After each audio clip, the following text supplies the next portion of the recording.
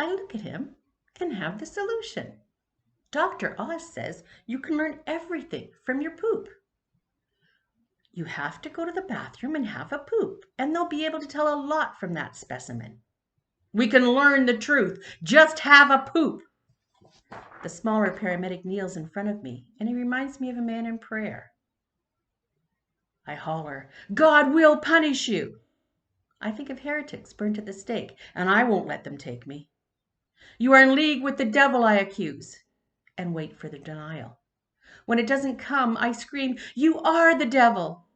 I will not concede to the devil's will and do his bidding. It will take a million gazillion armies to get me out of my rightful place. I dig my nails into the recliner and brace my feet. The men push forward, and I see Dr. Smith walk in, syringe in hand. I arc and squirm, trying to get away, sliding down the chair, limbs struggling, pushing, and then I feel the needle. My body slumps. A desperation for truth dissolves into an overwhelming, sinking defeat. Swallowed up by the arms of the recliner, sinking into the textured cushion, a descending failure nags at me, coaxing oppression. I'm being moved onto a gurney, strapped in while Dr. Smith watches the paramedics load me into the back of the ambulance. I scream as loud as I can. You have to learn to listen to your patients, just before the big white doors close, shutting out my neighborhood, my family, my life. The thunk of the gurney wheels hitting the pavement jar me awake.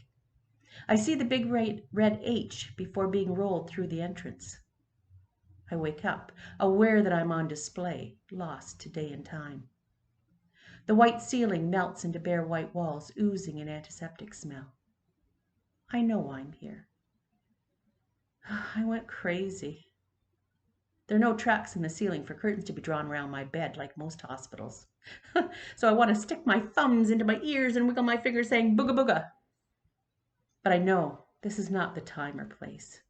These people will not have a sense of humor. A crackly voice over a speaker announces, Code white.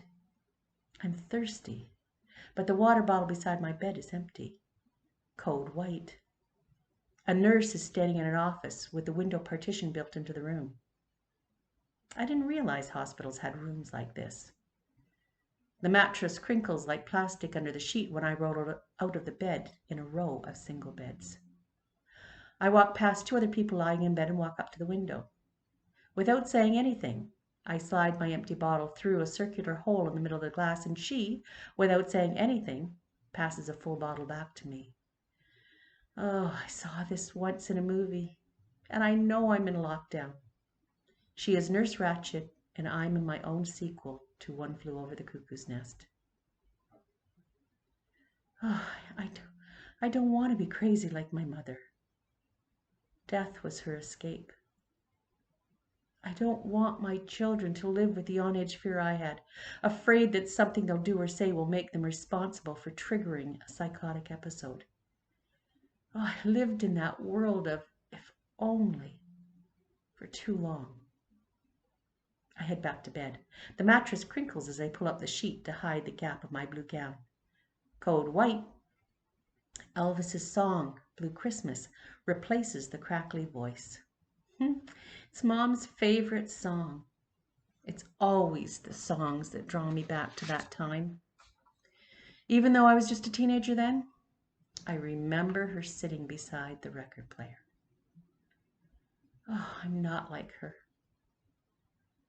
I don't want to keep reliving this, but it won't go away, not even here. The song, flicking my mind, stinging my emotions, forcing me to remember what I try so hard to forget.